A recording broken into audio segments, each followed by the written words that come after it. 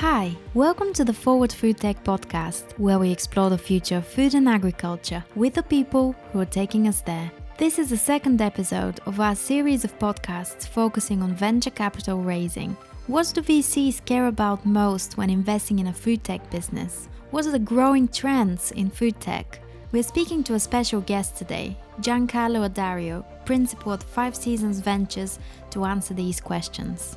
Giancarlo has spent most of his professional career working 21 years at leading pasta and bakery goods Barilla, covering various roles from quality assurance, food safety to research and development across several product categories, both in Italy and internationally. In the area of open innovation, Giancarlo led various collaborative projects with research institutes, enterprises and startups worldwide, also providing valuable mentorship to food accelerators and incubation programs to the likes of Startupbootcamp FoodTech, MassChallenge, H-Farm and Future Food Accelerator. Here's the conversation between Rob and Giancarlo. Enjoy. Welcome, Giancarlo, to the Forward FoodTech podcast. It's an absolute pleasure to have you here. You've got an amazing career history, and today you're now running a part of the founding team of 5 Seasons.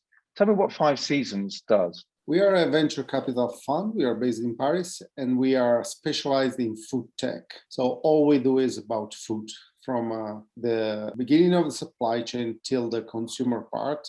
We are most focused on the last part of the supply chain, on consumers. We are Series A and B round investors. Just to the normal people, what does A and B round mean? What sort of number is that? A and B round means like 10 million round, just to give you the flavor. Obviously, that business needs to be fairly up and running, because that would put it roundabout valuation of around about 40 million. Pound, dollars, or euros, it doesn't really matter. It's a big number. It's a big number.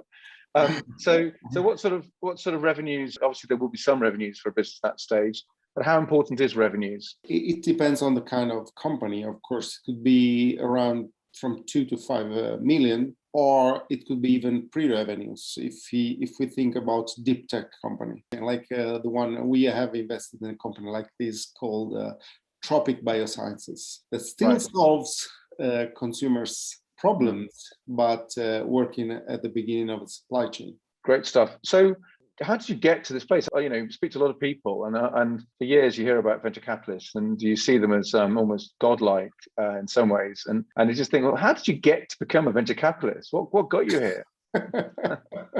I didn't know what venture capitalist is when I was about to decide to be a venture capital. I just was working as an open innovation manager, so it was about collaborating a lot with the outside environment of the company I was working with. During my frequent travels, it was before COVID, I had the chance to meet with Ivan and Nicolo that were raising this fund. And we started to cooperate together to see a lot of companies together, to discuss about them. And we saw that working together could bring value for all of us. And that's how everything started. I mean, it was quite natural. Okay, so let's talk about what works for you when you're investing as an entity, and I suspect some of these will be common for many other people like yourself. But let's look at the really crucial things that you like to see when you are ready to make an investment. What are the crucial ingredients that you need to have?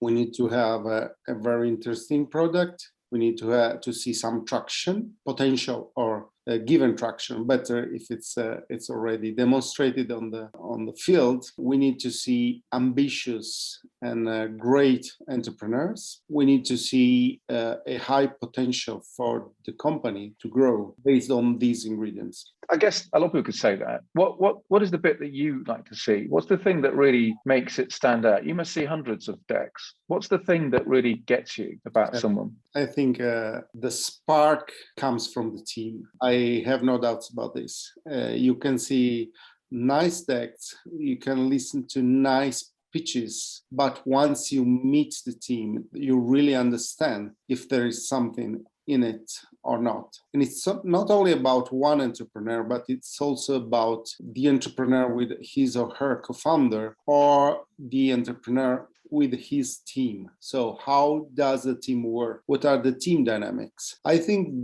that's what really makes the difference from a very nice business model, maybe delivered by a Harvard genius and a real company. I guess it must be also about how they respond to a difficult question from you and your team. There are no difficult questions. There is people talking each other, each one putting on the table his own ideas, his own dreams, his own beliefs, his own values. And when you see a company, when you talk to a company, you don't ask difficult questions, you just ask questions. And they ask questions to you. So it's about finding the right chemistry. Just like when we see the teamwork, we see whether there is a chemistry inside the team. We are somehow candidates to join the team. And we see whether this chemistry can happen or not. Of course, then we analyze all the rational part of it. Everything, all the numbers must be there and must work. But you can read over several times the same numbers without understanding whether it is a company to be invested or not. Most likely, you will understand that by talking to people. And something when we spoke beforehand and previous times, we've had a few conversations over the last couple of years, but you did mention the word marriage. You saw it like a marriage, which I thought was fascinating. And of course, not everybody's marriage works out, but nobody intends to, after getting married, to fall out. What happens when things have been difficult, and they must have been difficult in this last year? What happens then? I actually have no experience on that because in the last 3 years, we have done 10 investments, and we've been quite lucky in not having critical situations. Also, COVID didn't have a negative impact on any of our company's portfolio, but I know that things can go wrong anytime, even if somebody decides to do something else or decide to marry somebody else or to go away from the company or to start a new adventures. Things can happen, and the strength of a team is also to be strong in these difficult situations and to find together a solution. I guess it's like being on a ship, isn't it? And if everybody knows what they're doing and they do the right things at the right time, then that ship will get through that storm. I didn't want to be that banal with the same metaphor about the ship. Sure. Yeah. I tried not to use it. But no, yes. Fair enough. Well, I fell into that easy trap then. Okay, let's move on. I think that Sorry about this joke. It has been an amazing transformation in the economy that's fallen in the favor of particularly food tech in your world. Interesting. We met a couple of years ago, and I remember way before obviously COVID struck. What you're doing and who you're investing in, I totally believe and understand. And it's just been an accelerant, hasn't it, for doing what actually was the right thing anyway. But it has really fallen into your lap. How are you going to deal with the next stage of growth? Because I can only imagine there's quite a lot of people that want to work with you, and maybe you've got more looking to invest more and grow the fund. Where are you with that? The team is growing. We started with 3 people. Now we are more than 3, and we hired very, very good colleagues in March and September. So we have new people on board, and that helps us to grow and to manage much better investments, our operations and everything. And that's also nice because the level of interaction is much more intense. Of course, we need to organize ourselves to be larger. So we might be less immediate as an organization and more organized. We organize sub-teams for specific deals and we go for it, and it works quite fine. That's exciting. Let's talk about what do you think the next or the key trends are. We've obviously seen the people you've invested in and alternative protein with this, which is, I can only congratulate you on a great example of a brilliant marketing team there. It's a really good product. In fact, last time we chatted, I had some, but now we've eaten it. So it's nice. I haven't got it to eat again, but I was really impressed. I eat anything, but my son who's 18, he went, "That's cool." And I think that the magic of achieving that with an 18-year-old is amazing. I don't know what cool is. I'm totally not qualified for that. But when an 18-year-old says that, so other than meat alternatives, what other key trends are you seeing, or do you think as a team you're particularly interested in working with? I'm glad to see that sustainability is something that is getting more and more pace also in consumers' behaviors. It actually didn't make that strong difference in the past. Now it's becoming more and more upcoming. Plant-based is still a trend that is going to grow. It's not only meat, but it's also milk, dairy in general. Who knows if we will ever eat insects for breakfast or for lunch? Still under debate. It's odd. We eat prawns, don't we? Yeah. And we actually or lobster. I mean, or crayfish. That's an insect, isn't it? Really? But maybe it's a taste thing. I mean, it's certainly in some cultures, insects are a luxury, and I guess they're not necessarily in Europe or North America. But one of the highest invested food tech businesses is one of the ones used to feed animals with. So maybe there's a journey the insect has to make before we actually eat it by another animal. But on other trends, though, shifting diets is one of your key areas. So we've mentioned insects, but beyond that, are we genuinely seeing a improvement in healthy eating? Is this something that the aftermath of the world, the COVID world, post-COVID even, are we genuinely going to see some change there in nutrition, do you think? Or is it just idealism at the moment? No, I don't think it's idealism. It started years ago with low fat, low sugar, low carbs in general. Behavior now is going towards functional foods more and more, even medical foods. If we think about nootropics, if we think about all these trends are growing a lot. So if we think about SilverTech, people who are aging and who try to eat better to age slowly. I live and breathe this industry. I've never heard of SilverTech. I actually thought you were talking about a commodity currency then. We've got Pieces of 8 tech next coming up. But SilverTech is great. Okay. But yeah, definitely. That's interesting. And I tell you what, talk about SilverTech. My parents have worked out how to use Zoom, and that was never going to happen. But in lockdown, they're forced to do that, and actually, they're quite good at it now. Now I don't see them upside down or see their nostril for an hour listening to them. But so it is, and also they buy online now, which they never did before. They never thought it was necessary, and actually they've got to like it. And it's funny, isn't it, how actually it takes something like what we've had to make people change. And all of this must be feeding right into your food tech world. And we have seen it happen already in most of the companies. We have two e-groceries in our portfolio, and both of them grew a lot during the COVID because of these shifting behaviors. We live most of our lives offline. Our parents also are living their lives a little more online than offline. Our children live their lives maybe more online than offline. And when you live online, you purchase online. So the online purchases are gonna grow for sure. E-commerce in general, and in the food space that was a little slower than other sectors. Now the barrier buying food online has been broken down even by COVID. So COVID has accelerated what already was happening, but has been a very strong catalyzer of this process. So I see a lot of people buying more and more online. And also we always say elderly people, maybe they cannot use technology, they actually can. And the elderly people of the future is us.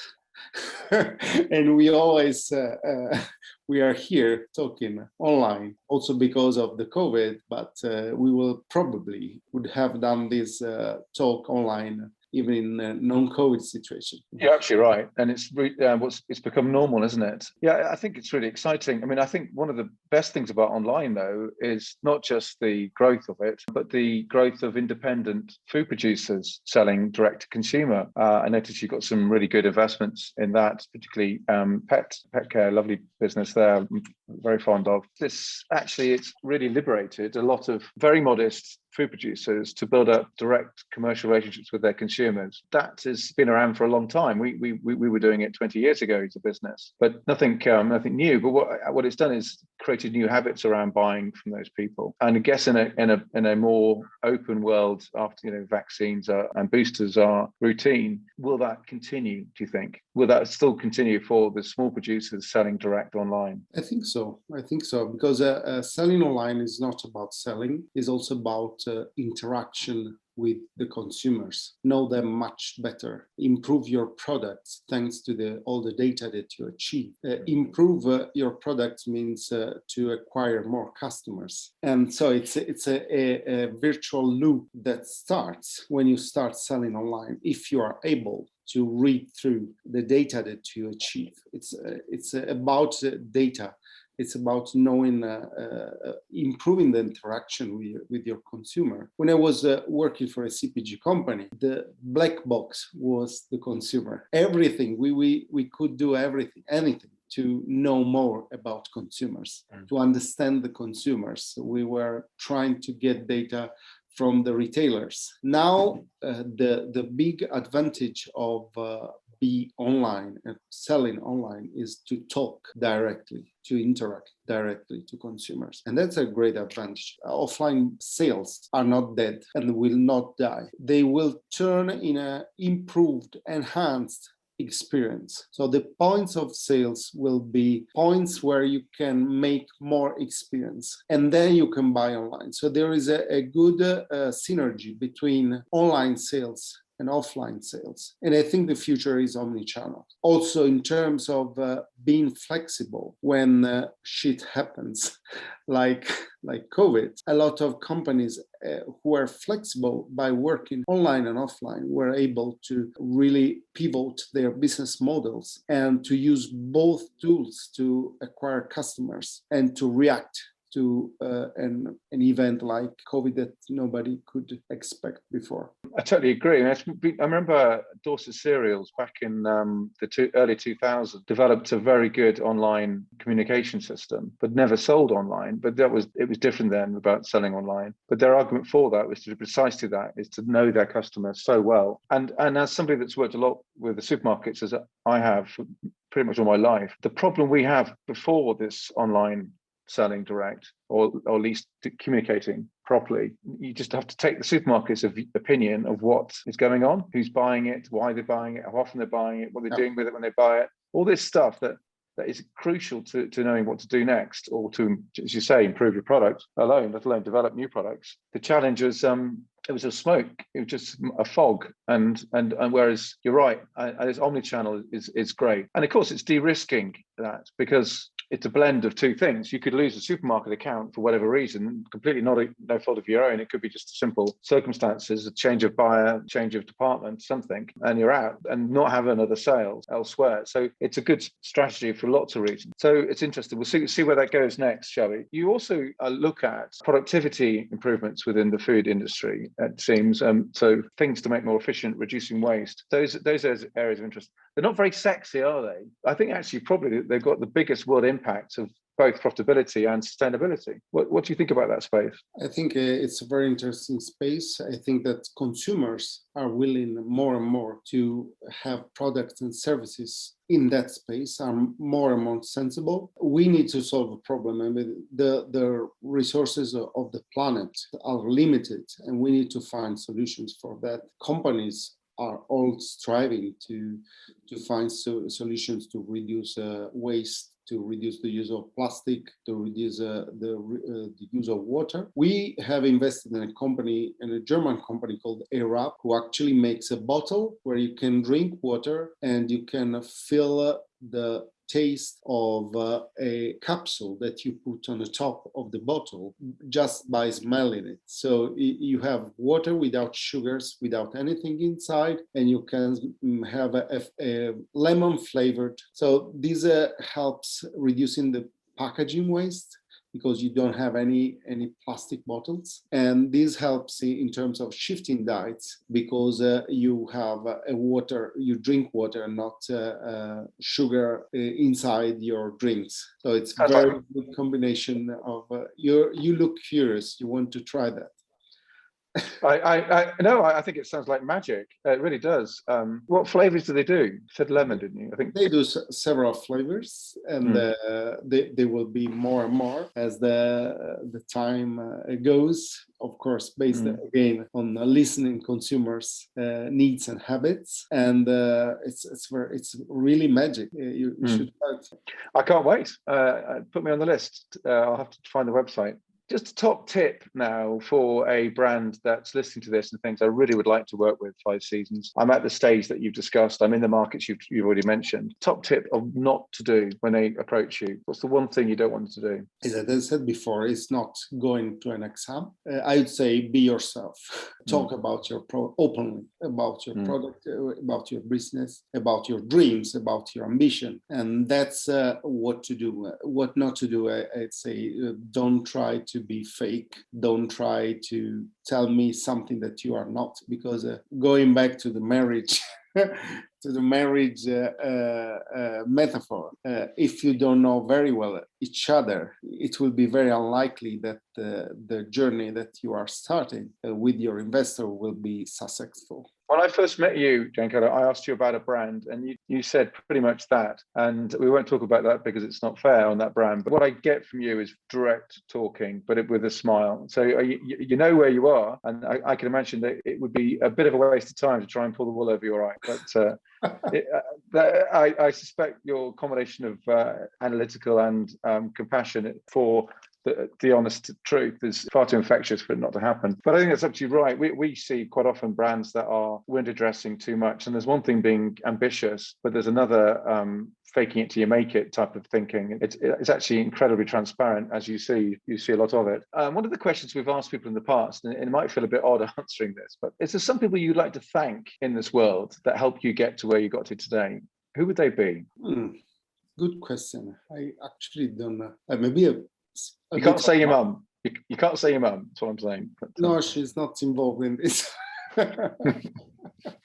Well, maybe also my previous employee. I mean, I had quite a good freedom to operate, to build the open innovation with the company I was working before. It's really grew my curiosity, my attitude to interact the outside ecosystem, and that's the main leverage to maybe become then a venture capital. You have to be very, very curious. You have to be empathic also with entrepreneurs. And they helped you be like that. So that's your big thank you. And I can only assume then that you pass that culturally onto your brands that you are working with. I hope so. Of course, you are not so strong when you join a company, because you invest in that company. You talk to investors. You are we always have a board seat, but then we want the entrepreneur to be free. It's their choice, it's not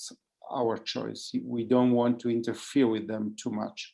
So we for sure agree from upfront about the values, about the journey, about everything that makes the company grow. But once we are in, we are much less strong in trying to change the fate of the company, because this is the entrepreneur's job. That makes a lot of sense. I don't have a picture or profile of a VC, an ideal VC. Of course, my strong belief that I think I have learned from Ivan and Nicolò is that we don't want to drive the company. This is something that they made very, very strong. They always, so they want to help the company, but not drive it on behalf of the entrepreneur. And this is a very, very strong one. So if anybody's listened to this, have got any fears about working with a VC, I think you've just dispelled them completely. So with that, on that positive note, I'd like to thank you. It's been really great to see you. We always have a good chat, and I love your straight talking. And it's a great team at Five Seasons. I've met pretty much most of the guys there. It's a really credit to the industry, and in an industry that's absolutely booming. So good luck to you, and I look forward to meeting you and talk to you again soon. Thank you very much, Rob. Thanks for hosting me. That was very nice and very pleasant. It's a pleasure. Thank you. Wow, that was really great. I hope you enjoyed listening to that podcast. It does blow away the myths around what could be a concern around working with a VC of this caliber and at this growth stage. I guess that one of the biggest areas of concern would be the level of dominance, and that certainly doesn't mean it seems to be the case with Five Seasons, which is fantastic to hear. I think probably the most powerful thing I learned today on this is this, as was talked about, the Omnichannel, the channel between learning and engaging through the digital direct marketing space, whether it's a communication channel or a sales channel, and then obviously with the larger retailers to work directly with them too. And this is the food CPG space or FMCG, wherever you're from. That listening device and sales device is critical, and finding ways to stay with that as we go through into a new world beyond COVID, and realizing that some of these channels were quite easy to sell into, and people were finding people very, very happily because they're at home a lot and they are really keen to find interesting food. As that changes and people start to come out, that will get harder again. So the brands that really build an engaging, interesting relationship will be the ones that win. And the ones that simply are still just doing a transaction, that transaction will be replaced for another transaction that is easier and less time consuming. But the most powerful thing I thought was this whole conversation around a marriage, that cultural meeting of minds, the way that they work together, brand and VC in this instance with Five Seasons. It's a very emotional thing. Money was hardly discussed today, and yet it is about money. But really, it's secondary to these guys, and that's a really good thing to hear. But not all marriages work out, and I guess the bigger businesses get, the harder it is to manage those marriages. But listening to the guys and knowing them well, I think if anybody's going to get it right, they will. Thank you for your time. I hope you found it interesting. We're always interested in new speakers or topics to talk about. So please feedback anything that you'd like to be discussed, or people you know that you'd like to be interviewed. We've loved doing it. So I look forward to the next time. Thanks very much for listening. If you enjoyed this episode, please subscribe, give us a 5-star review, and share the podcast with your friends and colleagues. For more information and takeaways from this episode, please visit forwardfoodtech. See you next time.